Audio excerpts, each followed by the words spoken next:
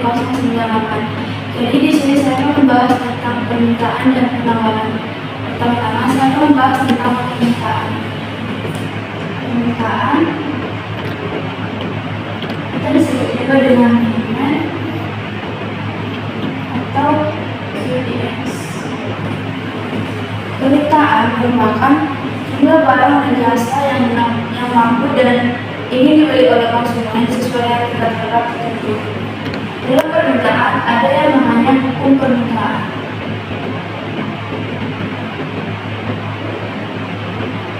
Hukum permintaan berbunyi, jika harga barang naik, maka permintaan terhadap barang tersebut akan turun.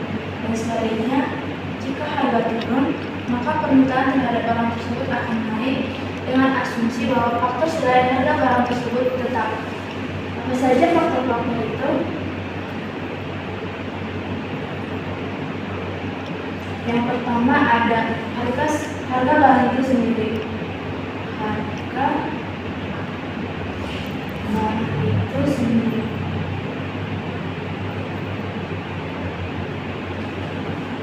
Yang kedua ada harga barang lain atau PY. Yang ketiga ada pendapatan atau income. Yang keempat ada jumlah penduduk atau populasi. Yang kelima ada yang namanya selera atau taste. Dan yang terakhir itu ekspektasi.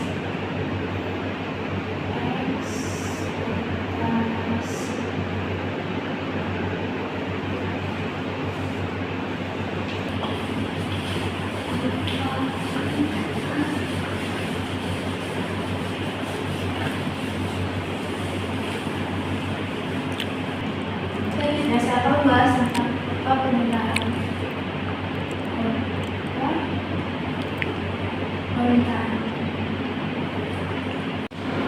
Apa itu upah permintaan? Upah permintaan merupakan upah yang menghubungkan titik potong antara harga barang itu sendiri, antara harga barang atau B dengan jumlah barang yang diminta.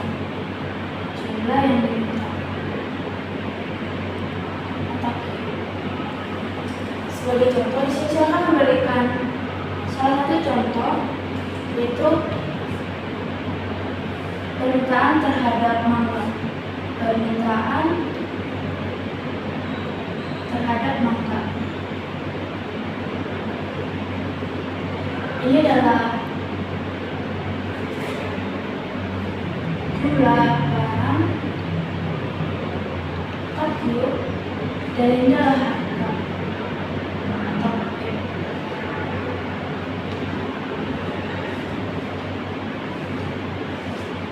Saat harganya 6.000, barang yang diminta adalah 5, dan saat harganya 5.000, barang yang diminta adalah 10, dan saat harganya turun menjadi 4.000, barang yang diminta 15, dan saat turun menjadi 3.000, barang yang diminta menjadi 20.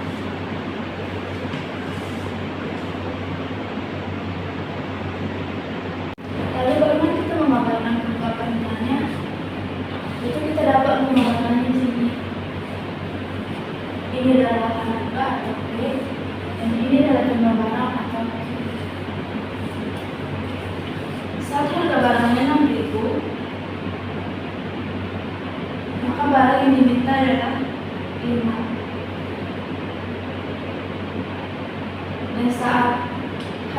Dan saat harganya turun menjadi 5.000, maka barang yang diminta bertambah menjadi 10. Dan saat harga barangnya turun lagi menjadi 4.000, barang yang diminta bertambah lagi menjadi 15.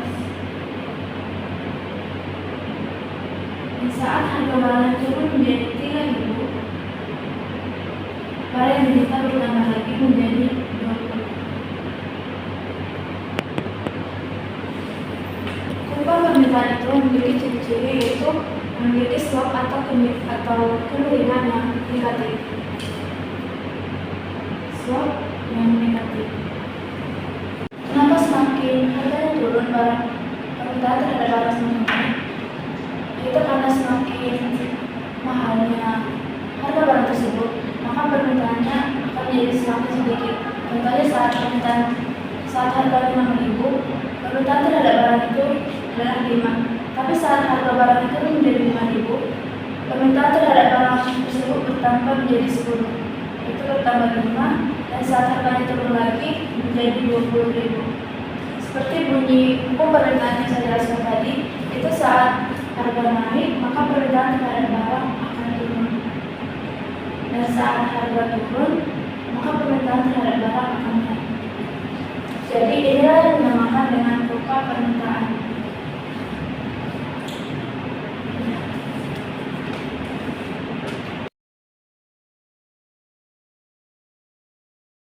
Setelah saya membahas tentang permintaan, sekarang saya akan membahas tentang penawaran. Penawaran atau disebut juga sebagai supply atau QSX. Kalau dalam permintaan tadi hukumnya berbanding terbalik, kalau dalam hukum permintaan, kalau dalam hukum penawaran itu hukumnya berbanding lurus. Berbanding lurus, yaitu yang bunyinya saat harga naik, maka permintaan terhadap barang tersebut juga ikut naik. Dan juga saat harganya turun, permintaan terhadap barang tersebut juga turun dengan asumsi bahwa faktor selain harga barang tersebut itu tetap atau tidak berubah. Apa saja faktor-faktor itu? Yang pertama itu harga barang itu sendiri. Harga barang itu sendiri. Yang kedua itu ada faktor produksi.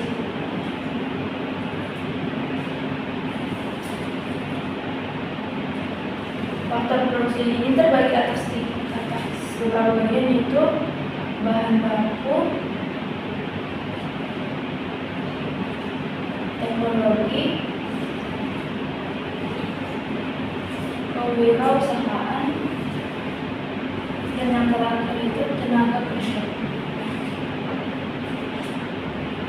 Inilah faktor-faktor yang dapat mempengaruhi hukum penawaran. Selanjutnya saya akan membahas tentang kurva penawaran.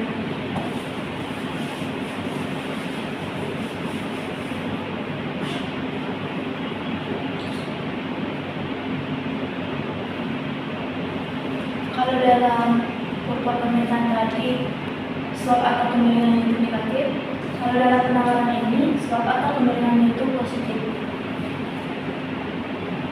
Itu sebagai contoh, di sini saya akan memberikan sebagai salah satu contoh, yaitu penawaran terhadap mangga.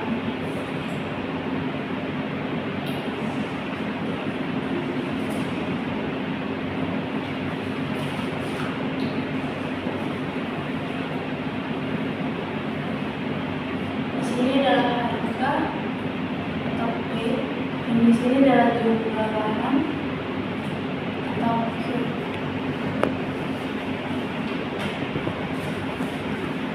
Sama seperti contoh permintaan tadi, di sini saat harganya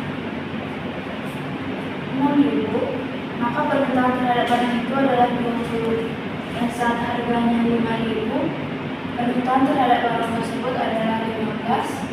Dan saat harganya turun menjadi 4.000, permintaan terhadap barang tersebut 10. Dan saat harganya turun menjadi 3.000, permintaan terhadap tersebut juga ikut turun menjadi 5.000.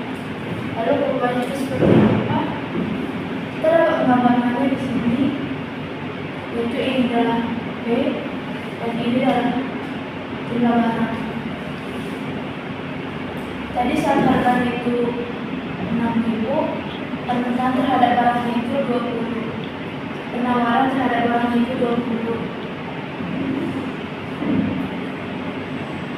Dan saat harganya turun menjadi 5.000, kuantitasnya itu turun menjadi 15. Dan saat harganya turun menjadi 4.000, kuantitasnya juga turun menjadi 10. Dan saat harganya turun menjadi 3.000, kuantitasnya juga turun menjadi 5.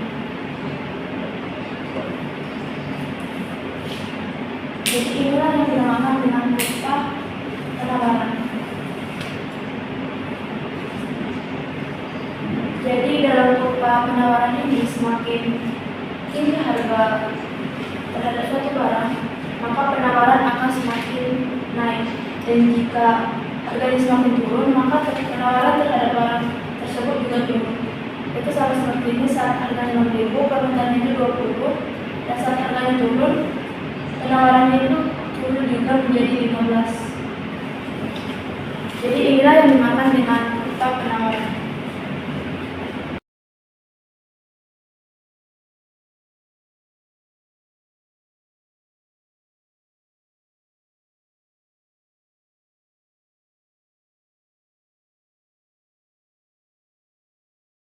Setelah saya menjelaskan tentang kurva permintaan dan penawaran, sekarang saya akan menjelaskan tentang pergeseran kurva permintaan dan penawaran.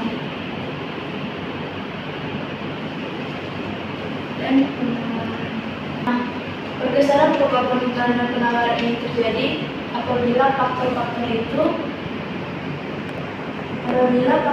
yang mempengaruhi penawaran dan permintaan itu berubah atau tidak tetap.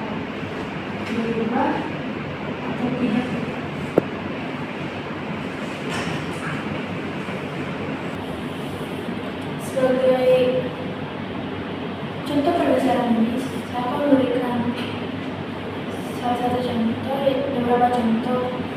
Itu misalnya ini adalah B dan ini adalah kuantitas.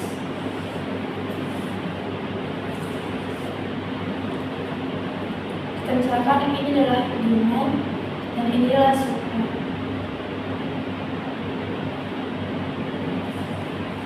Faktor-faktor yang mempengaruhi permintaan dan penawaran itu berubah.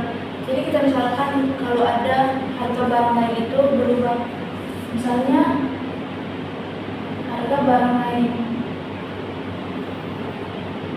Jadi kita misalkan dengan harga segini, harga barang itu sendiri itu segini. Terus harga barang lain tadi berubah atau lebih mahal daripada harga barang ini, maka akan menyebabkan permintaan terhadap barang ini akan bertambah.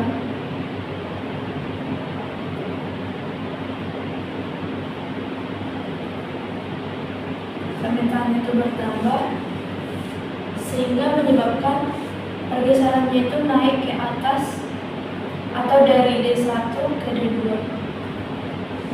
Jadi di manakah titik keseimbangan itu? Titik keseimbangan itu berada di sini. Ini adalah keseimbangan. Keseimbangan itu merupakan kesepakatan antara harga dan barang.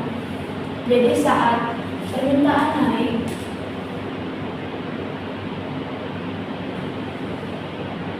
maka keseimbangannya juga ikut naik.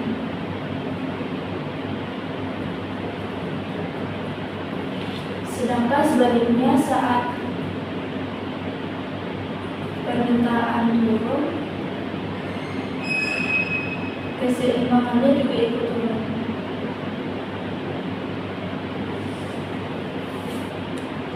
Kita misalkan itu saat faktornya itu pendapatan atau income.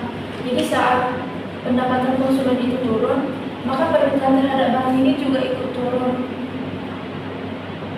Inilah permintaan terhadap barang ini juga turun. Karena permintaan turun, maka otomatis harganya juga ikut turun.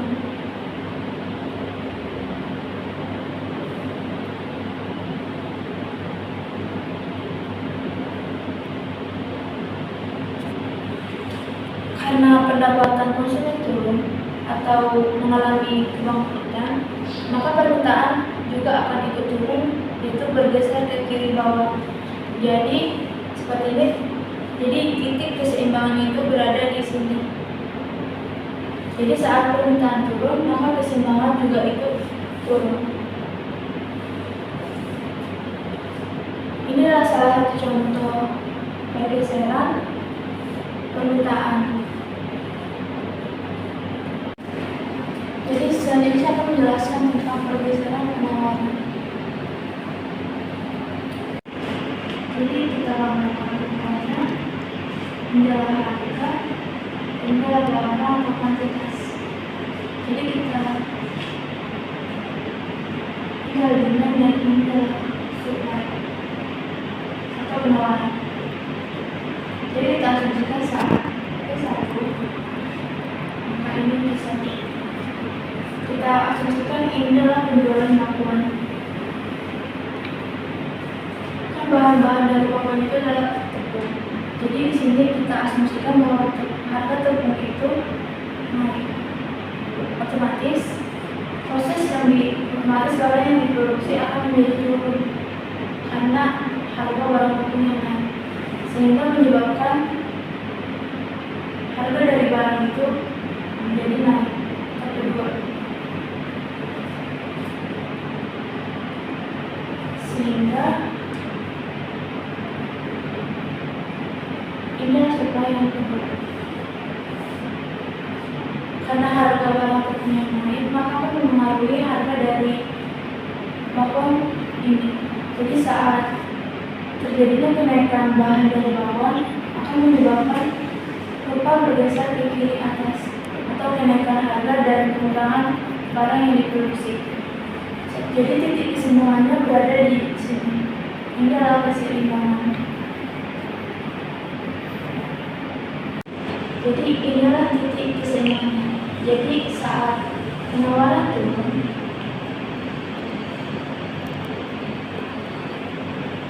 maka keseimbangannya menjadi naik.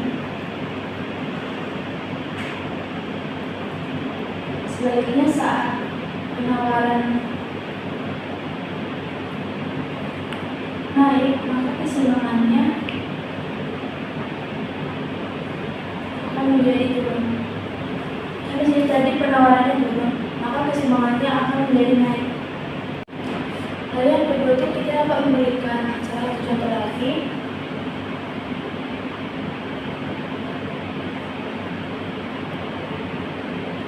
Ini adalah supply. Itu asumsinya itu bahwa harga tepung itu turun.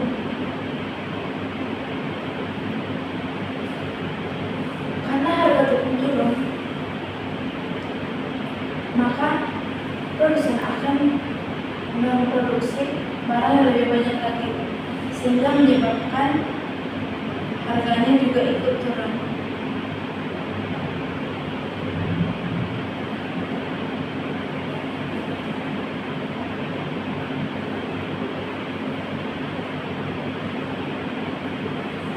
Karena harga tepung turun, maka akan menyebabkan kurva bergeser ke bawah, ke kanan bawah, yang menyebabkan titik keseimbangannya juga ikut turun.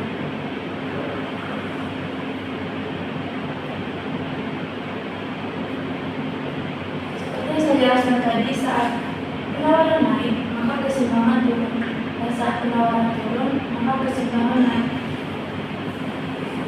Ini kan penawarannya naik, maka keseimbangannya menjadi turun. Jadi seperti inilah contoh pergeseran kurva permintaan dan kurva penawaran, dan juga bagaimana cara menentukan titik keseimbangannya.